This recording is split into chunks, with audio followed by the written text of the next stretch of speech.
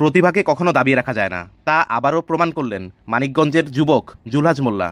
যদিও নিজে কখনো বিমান চড়েনি, তবে না চড়লে কি হবে, মানিকগঞ্জের এই তরুণ আল্ট্রালাইট আরসি মডেলের এই উড়োজাহাজটি নিজেই তৈরি করে ফেলেছেন। শুধু বিমান বানিয়ে থেমে থাকেননি, সেই বিমান নিজেই আকাশে উড়িয়েছেন। নিজ এলাকায় যমুনা নদীর তীরে বিমানটির সফল উড্ডয়ন করে সবাইকে তাক লাগিয়ে দিয়েছেন তিনি। তারই আবিষ্কার দেখতে এখন দেশ বিদেশ থেকে ছুটে যাচ্ছেন অনেকে। এই বিমানটি তৈরি করতে তার সময় লেগেছে প্রায় 4 বছর। জুলহাজ মোল্লার এই সফলতা দেখতে যমুনা তীরে ভিড় জমিয়েছে হাজারো মানুষ। জেলা প্রশাসনের শীর্ষ কর্মকর্তা থেকে পাশাপাশি প্রশাসনের স্থানীয় কর্মকর্তারাও তার এই আবিষ্কার দেখতে এসেছেন। সবারই মনে একটি প্রশ্ন ছিল, বিমানটি কি শেষ পর্যন্ত সফলভাবে আকাশে উড়বে? বাস্তবেই সবার প্রত্যাশা পূরণ হয়েছে। জুলহাজ মোল্লা বিমানটি আকাশে চালিয়েছিলেন বেশ কিছুটা সময়। জুলহাজ নিজের তৈরি এই বিমানটির নাম দিয়েছে স্কাই বাইক J3। জুলহাজ সাংবাদিকদেরকে জানান, সরকার যদি তাকে সহযোগিতা করে সেই ক্ষেত্রে তিনি বিমান তৈরির কাজে মনোনিবেশ করে আরও ভালো কিছু তৈরি করবেন। তিনি আরও জানান, 4 বছর আগে তিনি ককশিট দিয়ে একটি বিমান তৈরি করেছিলেন। তারপর থেকে তার ইচ্ছা হয় এমন একটি বিমান তৈরি করবেন যেখানে তিনি নিজে চড়তে পারবেন। তখন থেকেই তিনি বিমান তৈরির কাজ শুরু করেন। প্রায় 4 বছর অক্লান্ত পরিশ্রম করার পরে 2025 সালে এসে সফলতা লাভ করেন তিনি। মাত্র 1.5 লক্ষ টাকা খরচ করে এই বিমানটি তিনি তৈরি করেছেন এবং এই বিমানে যে উপাদানগুলো ব্যবহার করা হয়েছে তার সবই বাংলাদেশি। গত বছর যমুনার তীরে এই বিমানটি উড্ডয়ন করার চেষ্টা করেন তিনি। তখন তারই আংশিক সফলতা তাকে আরও উৎসাহিত করে। জুলহাজ পেশায় একজন ইলেকট্রিক মিস্ত্রি। 6 ভাই এবং 2 বোনের মধ্যে তিনি পঞ্চম। 2014 সালে তিনি এসএসসি পাশ করেন। অর্থ অভাবে আর পড়ালেখা চালিয়ে যেতে না পারলেও তিনি নিজে তৈরি করেছেন বিমান। জুলহাজের এই বিমান উড্ডয়নকে কেন্দ্র করে উৎসবে মেতেছিল পুরো এলাকা। দেখতে এসেছিলেন জেলা প্রশাসক মনোয়ার হোসেন মোল্লাসহ ঊর্ধ্বতন কর্মকর্তারা। এই বিমান তৈরির পরে জুলহাজ পাচ্ছেন দেশজুড়ে সহায়তা, অভিনন্দন এবং তুমুল অভিবাদন। জুলহাজের স্বপ্ন, একদিন তার বিমান উড়বে দেশ বিদেশে। প্লেনটি আমার যে ইঞ্জিন আছে এই ইঞ্জিন দিয়ে মোটামুটি 1 লিটার পেট্রোলে আপনার 25 থেকে 30 কিলোমিটার যেতে পারবে আশা করি। যদিও এটিকে দূরে উড়ানোর জন্য বানানো হয়নি, তবে ক্যালকুলেশন করলে আর কি 1 লিটার পেট্রোলে 25-30 কিলোমিটার যাবে। আপনারা যে চাকাগুলো দেখতে পাচ্ছেন এগুলো ট্রলির চাকা, যেগুলো দিয়ে আপনার ওই লেবাররা ইট টানে, বোঝা টানে, ওগুলোর চাকা। আর সামনে চাকা আছে বাইসাইকেলের চাকা বাচ্চাদের। আর এখানে যে অ্যালুমিনিয়ামগুলো আছে এগুলো টিউবগুলো দেখতে পাচ্ছেন, এগুলো মানুষ যে বাড়িতে পর্দা টানায় জানালায় সেই পর্দার টিউবগুলো। আর আমার ওজন আছে 60 কেজি।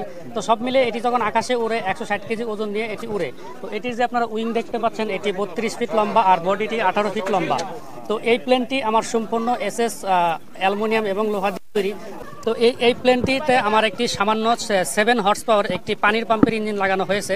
তো এটির দাম খুবই নগণ্য, আর আমার সামর্থ্য না থাকায় আমি এটিকেই কষ্ট করে জোগাড় করেছিলাম। এই প্লেনটি খরচ করতে আমার টোটাল 1.5 লাখ টাকা খরচ হয়েছে। এই প্লেনটি হচ্ছে একটি আপনার গ্যাসোলিন ইঞ্জিন, যেটি পেট্রোল অথবা অকটেনে চলে। আর এই প্লেনটি আমার আকাশে সর্বোচ্চ 70 কিলোমিটার গতিতে উঠতে পারে, আর এটি 45 কিলোমিটার গতিতে আকাশে উড়াল দেয়। তো এটির ব্যালেন্স অনেক ভালো। আমি যেখান দিয়ে এটিকে উড়াবো নিচে রানওয়ের মতো পরিবেশ রাখবো, যেন আমার ইঞ্জিন কোনো কারণে বন্ধ হয়ে গেলে বা একটা সিস্টেম কাজ না করলে আমি যেন দ্রুত মাটিতে নেমে আসতে পারি। তো এই পর্যন্ত এই প্লেনটিকে যতবারই উড়ানো হয়েছে সেটি রানওয়ের উপর দিয়ে উড়ানো হয়েছে, কোনো বাড়িঘর বা ঝুঁকিপূর্ণ জায়গার উপর দিয়ে উড়ানো হয়নি। আসলে এই প্লেনটি ওই রকমভাবে উড়ানোর জন্য বানানো হয়নি, এটি পরীক্ষামূলক প্লেন, এটিকে সেফভাবে উড়ানোটাই ঠিক। তো এটা আমি নিজেই গবেষণা করেছি। একটা প্লেন বানাইতে বড় যে 2 মাস লাগে, সেখানে আমার 4 বছরের মতো গবেষণা করতে হয়েছে। এর প্রত্যেকটা সিস্টেমকে আমার গবেষণা করে বের করতে হয়েছে। তো এটা আমার সম্পূর্ণ বুদ্ধিমত্তায় তৈরি। তারপরেও কিছু লোক আছে, আমার বড় ভাইকে অনেকে আছে পরিচিত, তারা আমাকে টুকটাক হেল্প করেছে। তো সব মিলিয়ে আমি আর কি এটাকে বানিয়েছি। আমার বয়স আনুমানিক 28 বছর।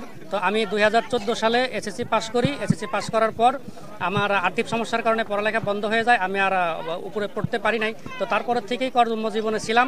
বিগত দিন আমি কর্মজীবনে ছিলাম, আর গত 4 বছর যাবত এগুলো করতেছি, প্লাস কর্মও করতেছি। তবে সামাজিক মাধ্যমে প্রশ্ন উঠেছে, তার যে বিমান নিয়ে এত মাতামাতি, তার প্রযুক্তি আসলে কোন যুগের? অনেকেই প্রশ্ন তুলেছেন, এ যুগে বসে বহু যুগ আগের প্রযুক্তি নিয়ে এত মাতামাতি এবং তা কতটা যুক্তিযুক্ত, যেখানে বিশ্বজুড়ে 5 জেনারেশন উড়োজাহাজ অথবা দ্রুত গতিসম্পন্ন উড়োজাহাজ তৈরিতে প্রতিযোগিতা চলছে।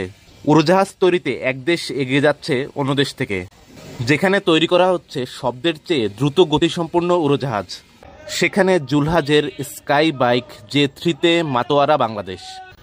এই ধরনের সমালোচনাও অনেকে সামাজিক মাধ্যমে করছেন। তাহলে কি বাংলাদেশ এখনও প্রযুক্তিতে 100 বছর পিছিয়ে? নেটিজেনরা বলছেন, আমেরিকার যে বিমান 19 শতকে তৈরি করেছিল রাইট ব্রাদার্স, তার থেকে খুব বেশি উন্নত নয় জুলহাজের এই বিমান। রাইট ব্রাদার্সরাই বর্তমান এই উন্নত বিমানের আদিপিতা। উইলবার রাইট এবং অলবির রাইট 1903 সালের 17 ডিসেম্বর সর্বপ্রথম বাতাসের থেকে ভারী, মানুষ বহনযোগ্য এবং নিয়ন্ত্রণ করা যায় এমন বিমান তৈরি করেছিলেন। অরভিল রাইট এবং উইলবার রাইট পেশায় মার্কিন প্রকৌশলী। অনেক সাধনার পরে 1904 সালে তারা দুই ভাই মিলে তৈরি করেন ফ্লায়ার 111। এটির মাধ্যমে তারা 105 বার উড্ডয়ন করেন। জুলহাজের এই উড়োজাহাজ 15-20 ফিট পর্যন্ত উঠতে পারে। এই বিমানটি দুর্ঘটনার কবলে পড়লে প্যারাশুটের প্রয়োজন হবে না। এমনকি ইঞ্জিন যদি বন্ধ হয়ে যায় সেক্ষেত্রে বিমানটি ধীরে ধীরে মাটিতে নেমে আসবে, এমন দাবি করেছে উদ্ভাবক জুলহাজ। অনেকেই আবার জুলহাজ মোল্লার এই আবিষ্কারকে খাটো করতে রাজি নয়। বাংলাদেশের মতো দেশ যেখানে নতুন কোনো প্রযুক্তি গবেষণা এবং উদ্ভাবন হয় না বললেই চলে, সেখানে জুলহাজ হতে পারেন আশার প্রদীপ। শত প্রতিবন্ধকতা দূরে ফেলে অন্তত নতুন পথে চলার আলো দেখিয়েছেন। এই ধরনের কমেন্টও অনেকে সামাজিক মাধ্যমে করছেন।